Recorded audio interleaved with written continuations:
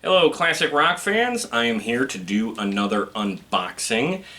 It is not a new release I am talking about today. Actually, this album was released back in 2019, and it is Molly Hatchet's live album Battleground, which again was released 4 years ago in 2019. This is a triple live album, and as you can see, it's already out of its packaging, and that's because I received this as a Christmas gift, so I'm sure you can forgive me for already having it out of its box, but I have not taken off the shrink wrap of this yet, and I haven't really given it a proper look over, so I thought I would do that here with you now. So this album was released in 2019, and I believe it was meant to act as a showcase for what the band had been doing in live shows for the later half of the 2010s.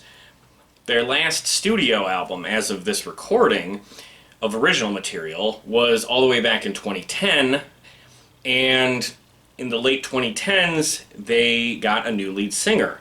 A guy named Jimmy Elkins took over halfway through 2019 because their previous lead singer, who had been with them since the mid-90s, a guy named Phil McCormick, had some health struggles and actually passed away in 2019. Jimmy Elkins was the lead singer of a band called Bounty Hunter, which is based out of Jacksonville, which is where Molly Hatchet is based out of.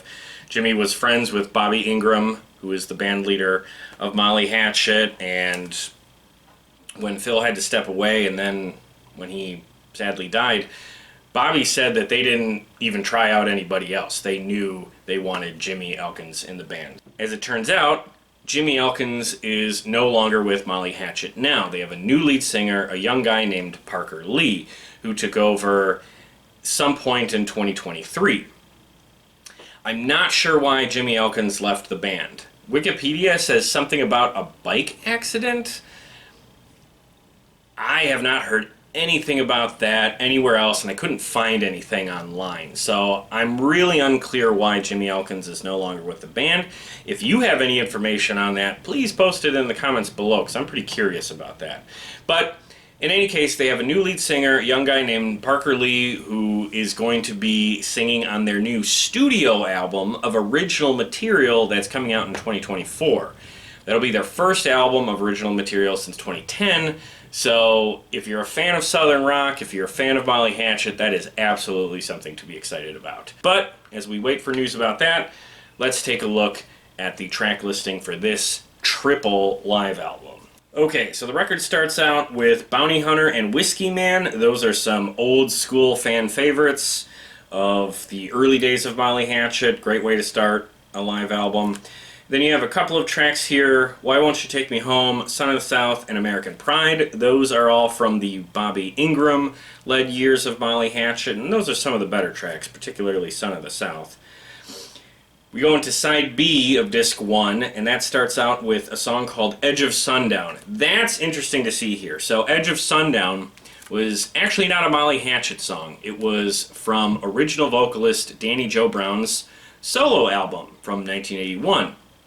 The connection to this lineup of Molly Hatchet is that Bobby Ingram, the guitar player and band leader, was on Danny Joe Brown's solo album back in 1981. Some people don't realize, but Bobby Ingram goes way back with the Hatchet guys. He knew Danny Joe Brown back in the 70s, and that's why Danny Joe Brown wanted him in his solo band. Danny Joe Brown's been gone for almost 20 years now, so I must say I think it's pretty cool to see Bobby play one of his solo tracks here.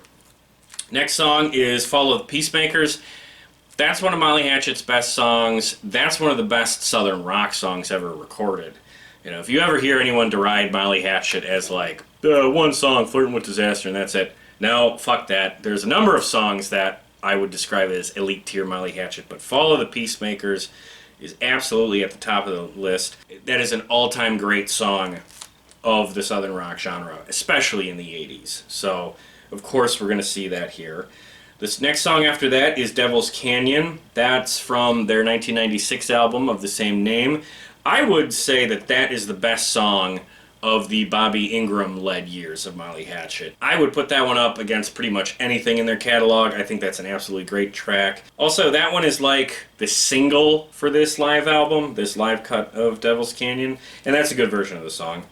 And then side B of the first disc ends with One Man's Pleasure. That's another old school throwback from the early days of Molly Hatchet. As is what starts off the second disc, The Creeper. Wow, that's a deep cut. And from there you go into more songs from their more recent studio album, 2010's Justice. You have In the Darkness of the Night, Justice, As Heaven Is Forever, and I'm Gonna Live Till I Die. All-time great title on that one. And then again, those are from Molly Hatchet's 2010 album, Justice. We get to the last disc, which opens with Beatin' the Odds. Oh, that's a great song. Probably the best song from the Jimmy Farrar years of the early 80s. Jukin' City, it's another throwback to the early days. Dreams I'll Never See. So that's their cover of the Allman Brothers song. Molly Hatchet actually has a lot of cover tracks in their discography, and some are quite good, but Dreams I'll Never See, the cover of the Allman Brothers song, that is the best cover song in their whole catalog by far. In fact, that's one of those elite tier Molly Hatchet songs. And then side B of the third disc is The Journey, which is from 1996's Devil's Canyon, and of course Flirtin' with Disaster. You can't have a Molly Hatchet album without Flirtin' with Disaster. So this is a really good track list. It's a really effective mix of old school classic Molly Hatchet songs mixed in with some of the best tracks from the Bobby Ingram-led years of the band, as well as some impressive deep cuts. Danny Joe Brown's solo song, Edge of Sundown, Beatin' the Odds from the Jimmy Farrar era of the band. These are good picks. Now, are there any songs on here I would swap out for different songs in Molly Hatchet's catalog? Well, I'm a fan. So of course, you know, as fans, whenever we get a compilation or live album, of course we have our own little nitpicks of what song should actually go here and what song could swap out that one and so on and so forth. So, yeah, of course there are other songs in Molly Hatchet's catalog that I wish were somehow included, but, you know, that's my own ticky-tack preferences. I don't think they made any big mistakes with the songs they included. Now, if you're curious which songs I would have liked to have heard on this collection, well, I'm a big fan of their 1984 album, The Deed Is Done, so I would have loved to have heard Satisfied Man, or She Does, or Stone in Your Heart. But that was the album that was released right before Bobby Ingram joined the band, so I don't know if that one means a whole lot to him. Also, I know a lot of old school Molly Hatchet fans don't like that record because that was, you know, the 80s one where they went a little more commercial. I like that stuff, so that album at least worked for me. Now I think of my buddy Xavier Russell, who I had a great Molly Hatchet conversation with on this channel. You should check that out, link in the description. He wrote about Molly Hatchet when he worked at Kerrang back in the 80s, and I know he would have loved to have seen Boogie No More on this playlist, but I'm sure he's happy to see Beatin' the Odds. So, yes, a good set list for sure. Now, talked about what's on here enough. Let's actually get this opened up and take a look at how they presented it. As usual, I have my Rambo knife for opening mail. And let's get this going here. Let's see, can I open this without damaging anything? There we go. Okay, let's get this out here. Oh, it does have a hype sticker. It would have been nice if they had the Molly Hatchet banner logo on there, but whatever. Okay, so here's the record. Get a good look at this cover. Okay, the album artwork was done by a guy named Paul Raymond Gregory. He has done most of Molly Hatchet's album artwork since, like, 1996. And it's almost always excellent. This absolutely is as well. Look at this, you got a dwarf with a shield and an axe guitar. It's Gimli from Lord of the Rings, right? It's gotta be. And oh, so crisp, so clean. Look at this beautiful Molly Hatchet logo. You know, I always give them props for the visual aspect of the band. They've always taken great care to present their music in a fun and very unique aesthetic. Going all the way back to the Frank Frazetta paintings of the original 3 albums. Alright, let's take a look at the back here. Okay, so there you've got the band lineup. You got Bobby Ingram over here, an action shot of him. You got the keyboardist John Galvin. You got Tim Lindsay right here on bass, and then a great action shot of Sean Beamer on drums. The last person here you can see is the vocalist, Jimmy Elkins, and I gotta say, I think they did him a bit of a disservice. Everybody here has either a cool action shot or a close-up. It's a rather static photo of Jimmy Elkins, kind of zoomed out, and he's got his hat down over his eyes. Is that really the best photo of him that they had? I'm a little surprised at that. I think they could have found a better picture for him, but not the most important thing. Oh, okay, let's take a look at this gatefold. Hey, how about this? You got the backstage pass here, plus some other band photos, and a nice big paragraph of text. Molly Hatchet has now been in the mainstream of Southern rock for over 40 years and still counting. And a nice little essay about the history of the band from its guitarist and leader, Bobby Ingram.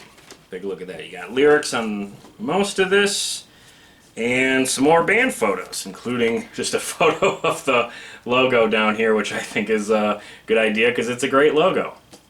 Let's see, do we have any better pictures of Jimmy Elkins? Well, I guess you can kind of see his face in this one. But again, just kind of a static shot of him standing there. Alright, let's look at the other discs here. Okay, more lyrics. Wow, a lot more action shots. You know what this reminds me of? Their 1985 live album, Double Trouble. That album cover and gatefold had this same sort of photo collage. We have the third disc here. Again, lyrics and some photos. And then on the back of this, a whole bunch of special thanks. Huge list of special thanks.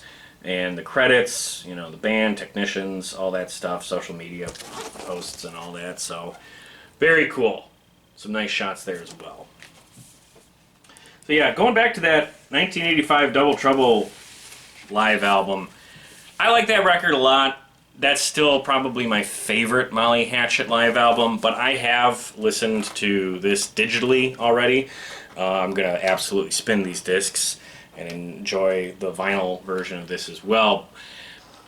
But I would still say Double Trouble is probably my favorite. This would be a close second. Double Trouble is going to be my favorite because Danny Joe Brown is the singer on that one, and because it includes a live version of my favorite Molly Hatchet song, Satisfied Man. Yes, I'm that petty. I'm a fan. What can I say? That's what we do. We get petty over things. But in all seriousness, this is an impressive release. Triple live album, great artwork, good presentation. Oh my goodness, I almost forgot. Let's do a quick sound check of this. Well, load up your guns, it's time to fight. Just don't matter who's wrong or right. Load up your guns, get a man in your sights. This kingdom's gonna burn like hell tonight.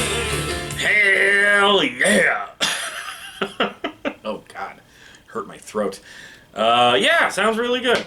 If you're wondering if you should get a copy of this, I would say it's worthwhile. I like live albums, and I like Molly Hatchet. I'm glad to have this as part of my Molly Hatchet collection. So if you like the band, if you did see them in 2019 or 2021, last year, something like that, with Jimmy still in the band, and you enjoyed his performance and maybe are a little disappointed that he's not with them anymore, at least now you have a collection here of some of his live performances that are really well done. So if you're a Jimmy Elkins fan, yeah, absolutely get this. Get this right now. And if you're a Molly Hatchet fan, you should absolutely subscribe to this YouTube channel and check out some of the other videos we have posted. As I mentioned earlier, I posted a conversation that I hosted with Xavier Russell, who used to write for Kerrang! Magazine back in the 80s and 90s. He did a lot of Molly Hatchet coverage back in those years, including interviewing the band when they were out promoting the Deed Is Done album. We had a great conversation about his appreciation for the band, what his experience was like interviewing them and doing album reviews for them, and also visiting with them fairly recently for this upcoming new album. Also, you might be interested, I have done 2 podcasts about Molly Hatchet. I did a podcast that looks back at their original lineup, led by Danny Joe Brown and guitarist Dave Lubeck. That is posted on the podcast feed for this show, and that is also in the description of this video. And then I did a part 2, which looks at the more recent Bobby Ingram-led years of Molly Hatchet.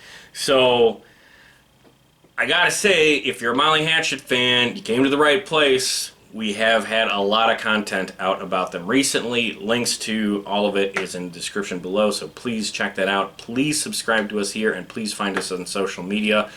Our links are also in the description below. If you're a classic rock fan, I promise I have talked about either an artist or a project that you're a fan of, so I think you'll enjoy that. So please check out what we do here. And with that, I would just say, if you have this collection or any observations about Molly Hatchet as a whole, please feel free to post them in the comments. But with that, thank you for watching, and keep rocking. The fire is burning low, the moon is on the rise. Stuck in Devil's Canyon, surrounded